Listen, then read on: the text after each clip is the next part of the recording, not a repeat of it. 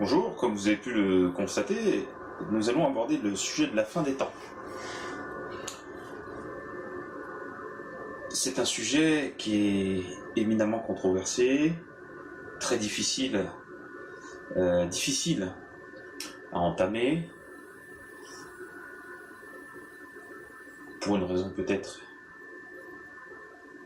une des raisons possibles, est que il est souvent abordé avec énormément d'émotivité. D'un côté, nous avons, si vous tapez sur Internet, hurricane, ouragan, dérèglement climatique, vous allez tomber sur tout un tas de vidéos où certaines personnes, nous ne voulons pas les juger, utilisent des événements catastrophiques pour asseoir un certain discours. Nous ne voulons pas tomber dans ce travers lorsque nous allons aborder ce sujet. Par ailleurs, des hommes du passé, très cultivés, très instruits, vous prenez par exemple Daniel, la phrase que vous avez vue apparaître est de Daniel, il était instruit dans la sagesse des Babyloniens, il faisait partie des familles élitistes juives qui ont été exilées dans le royaume babylonien lors de la première destruction du temple de Salomon. Et il a écrit des textes sacrés qui sont considérés comme sacrés, dans lesquels il fait occurrence à la fin du monde, à la fin d'un temps. D'autres personnages qui ont aussi cette caractéristique d'être très instruits, avec des hommes qui ont la tête sur les épaules, parlent de la fin des temps. Un des rouleaux qui a été retrouvé dans les grottes de Qumran, l'Apocalypse d'Abraham, où il est fait mention d'une violente dispute entre Abraham et son père, et dans laquelle il reproche un peu à son père de participer à sa façon, vu qu'il est fabricant d'idoles, de petites statuettes en bois. Il lui reproche de participer à l'absence d'élévation spirituelle de la population de la ville où il habitait. Cette violente dispute finira par le départ d'Abraham de sa terre natale. Dans cet apocalypse d'Abraham, Abraham voit la fin des temps. Et donc vous comprenez bien que c'est un personnage qui a quand même la tête sur les épaules. Mais d'autres personnages dans le passé ont parlé d'une fin possible. L'évangile de Thomas, le texte dit apocryphe, est pointé du doigt par les différents canons dits sacrés. Il y a une phrase qui est attribuée à l'homme que certains appellent Jésus-Christ, d'autres Yeshua, d'autres l'appellent comme ils veulent, mais cet homme qui avait une profonde spiritualité et qui a vécu à cette période, sans rentrer dans le détail de ce qu'il était et qui il était, et de son identité précise, mais cet homme a une phrase très intéressante. Il a dit « Ceux qui comprendront le début comprendront aussi la fin ». Tous ces textes, nous les étudions. Les fils de Seth les étudions. Et nous avons été amenés à réfléchir sur le sujet, à l'étudier. Comme vous l'avez compris, et nous ferons une vidéo là-dessus, les textes, le canon catholique les fils de Seth se méfient énormément du canon catholique. Pour X raisons, et dans cette vidéo qui est en préparation, nous reviendrons dessus.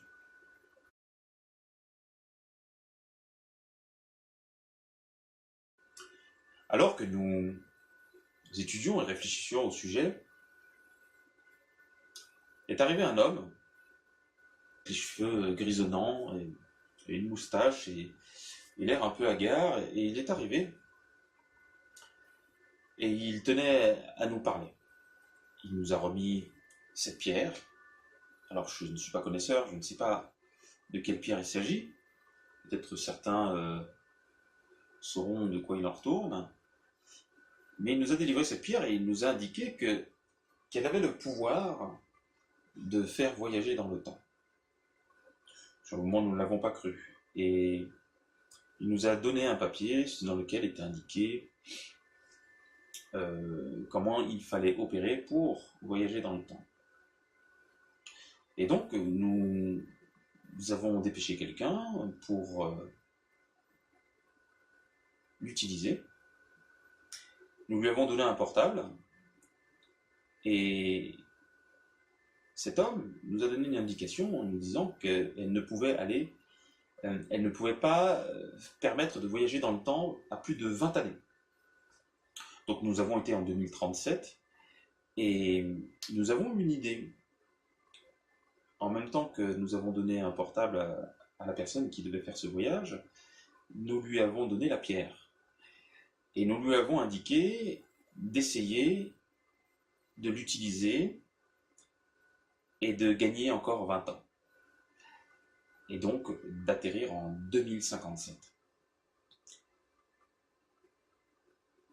Nous lui avons demandé de faire un film et nous allons voir, si vous le voulez bien, est-ce que cela a réussi?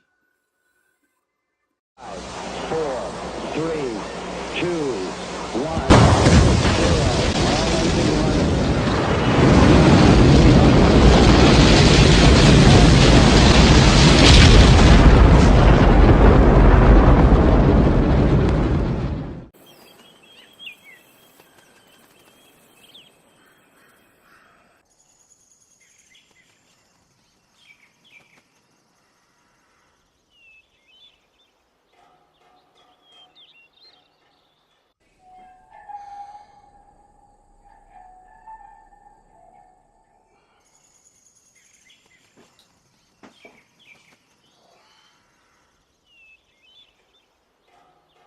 Le voyage s'est bien passé, j'ai utilisé la pierre. Le voyage s'est bien passé. Je suis bien en 2037, donc il n'y a pas de problème. Par contre, j'ai fait des images et des vidéos et vous allez voir. Donc nous sommes le 15 octobre 2037. Et donc il fait une chaleur intenable ici. Hein. C'est super lourd. Et j'ai mesuré, il fait à peu près 60 degrés au soleil. Et nous sommes en Europe. Le problème, c'est que j'ai un petit peu voyagé partout. Il y a des inondations. Alors, il y a des endroits où il fait très chaud. Et il y a des endroits où il y a beaucoup d'eau. Voilà, donc ça crée des inondations. Voilà, ça crée des coulées de boue. Enfin, voilà, il y a trop de précipitations d'un coup. Et les villes, je suis tombé sur certaines villes, vous allez voir les images, c'est complètement vidé, quoi. Il n'y a plus personne.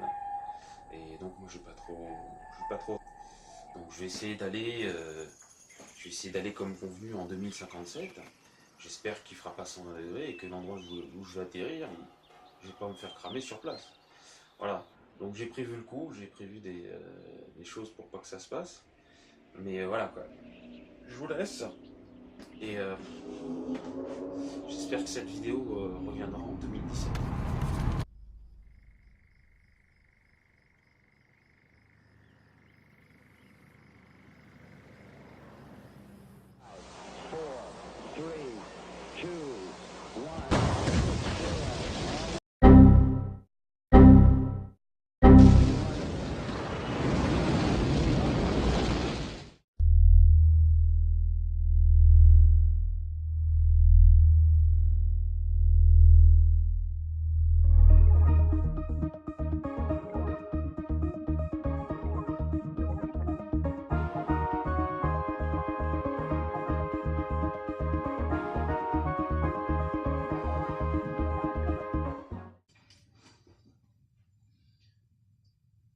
Oui, tout à fait. Oui, oui, oui. En plus, les gens regardent. Donc, alors, on va expliquer. Donc, on a retrouvé le portable comme ça dans les locaux des Fils de Seth. Donc, on suppose qu'il y a une pierre. Bah, c'est la pierre qui permet de voyager dans le temps. Et puis l'autre, bah, bon, j'ose pas penser c'est quoi. Euh, et puis bon, il devait certainement tenir le portable dans la main, puisque on a retrouvé. Bon, enfin bref. Donc on a pu visionner 2 vidéos, la première que vous avez vue, et puis la deuxième que vous allez voir.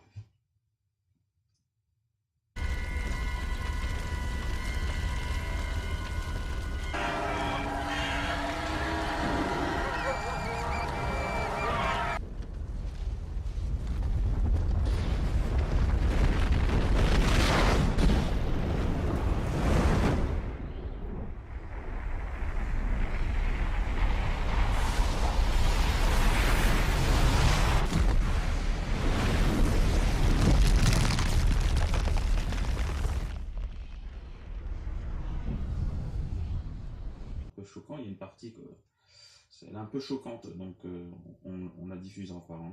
C'est pour ça qu'on ne vous l'a pas donné.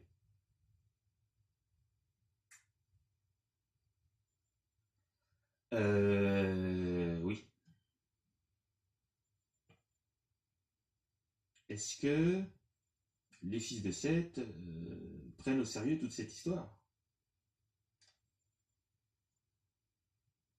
Oui, bien sûr, évidemment. Alors, regardez, sur la pierre, il y a un petit peu de brûlé. C'est pas une preuve, ça?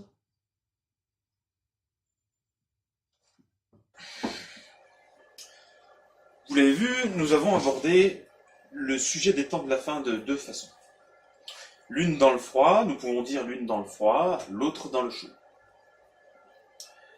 Qu'est-ce qui est entendu par là, par ces expressions? Dans le froid, car les premières images ont pu susciter un froid ou l'effroi. Ensuite, dans le chaud, car nous avons usé l'âme de manière amusée par ce voyage dans le temps. Je vous invite maintenant à l'aborder de manière lucide. Pour cela, nous prendrons notre temps.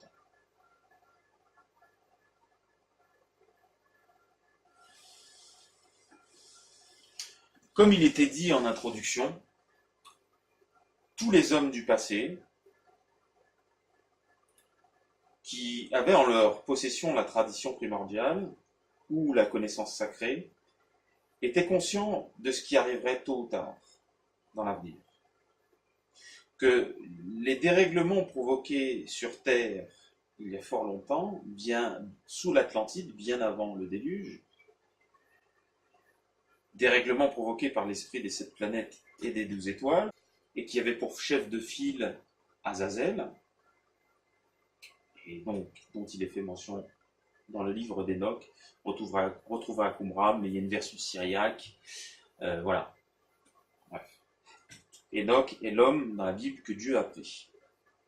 Tous sans exception, oui, tous ces hommes sages du passé ont évoqué à maintes reprises le temps de la fin. Enoch, Abraham, Noé, Melchisédek, Moïse, le prophète Daniel, Jean le Baptiste, Jean l'évangéliste, etc., etc. Plus récemment, il y a eu les Esséniens, les Templiers. Tous ont consacré leur vie à cette grande œuvre alchimique. Aussi, contrairement au scénario hollywoodien que vous avez pu voir, les choses seront beaucoup plus lentes. Cela n'arrivera pas d'un coup. Cette lente dissolution de l'esprit des 7 planètes et des 12 étoiles et des 5 étoiles de l'orgueil est proche de sa fin. Cette œuvre alchimique qui a duré des centaines et des centaines d'années, des siècles et des siècles, et qui a pour centre la Terre, va enfin connaître sa dernière étape.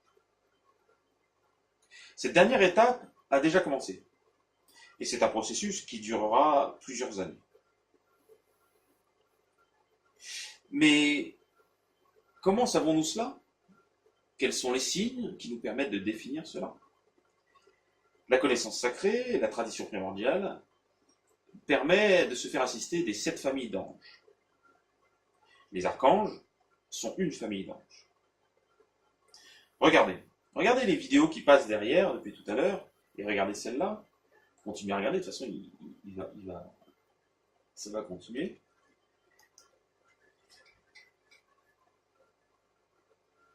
Toutes ces vidéos ne témoignent-elles pas du lâchement des vents par les archanges?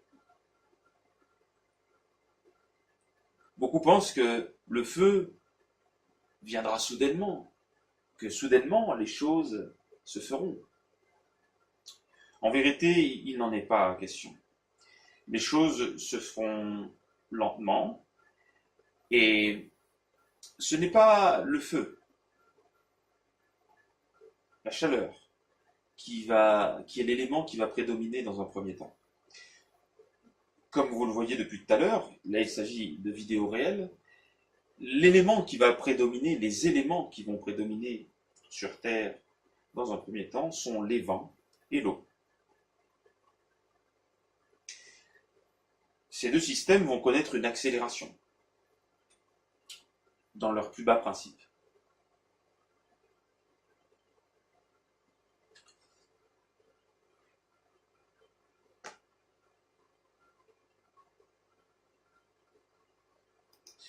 Comme je vous le disais tout à l'heure, la connaissance sacrée ou la tradition primordiale permet de demander l'assistance des 7 familles d'anges, mais aussi de soumettre les djinns ou démons, ainsi que leurs chefs, Bélial, Asmodée, le diable. Cette connaissance sacrée permet aussi de voir le signe des temps. Excusez-moi, je faisais... Mais aussi, cette connaissance sacrée, donc je vous disais, permet aussi de voir les signes et les temps que le Père-Mère a placés sous son pouvoir. La communauté des fils de Seth commence d'ores et déjà à organiser la renaissance qui existera après cette dernière étape transmutatoire.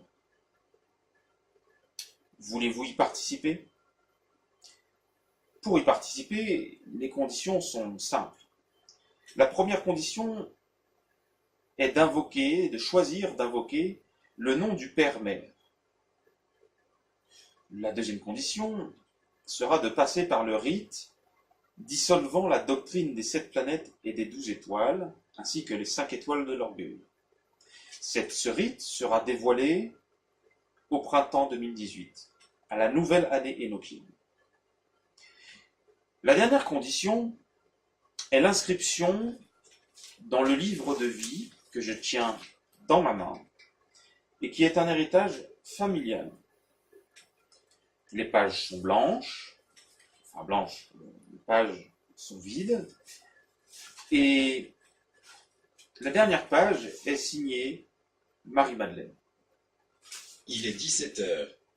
Comme vous l'avez compris, les modalités plus subtiles du rassemblement, de ce qui est éparpillé, sera divulgué au fur et à mesure qu'avancera le temps de la fin.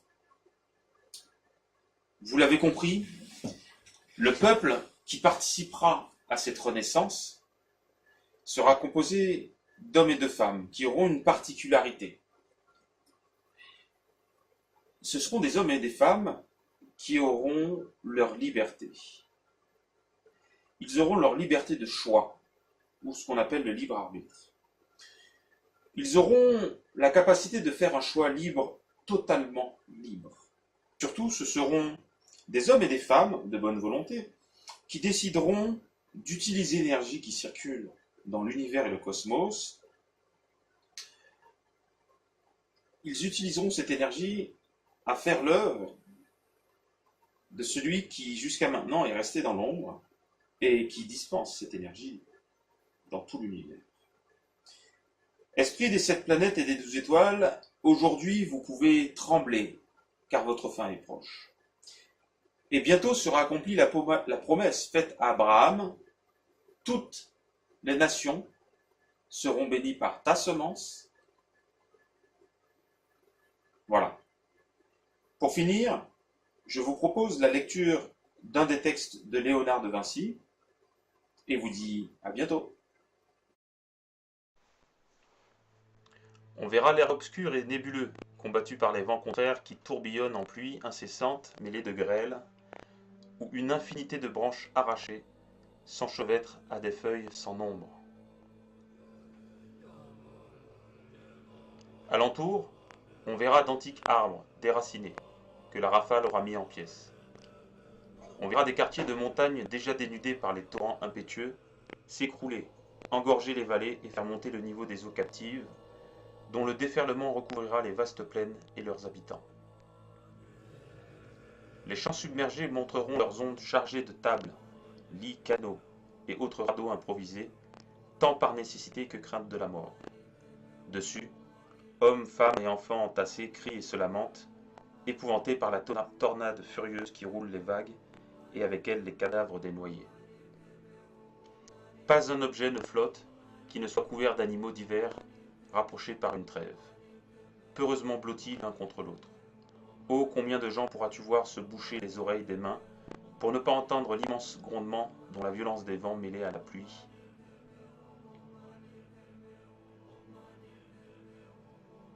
au tonnerre du ciel et à la fureur de la foudre, emplit l'air obscurci. Certains, non contents de faire mais les yeux, y posent aussi les mains l'une sur l'autre, pour mieux les couvrir et les soustraire au spectacle du carnage implacable auquel la colère de Dieu livre l'espèce humaine.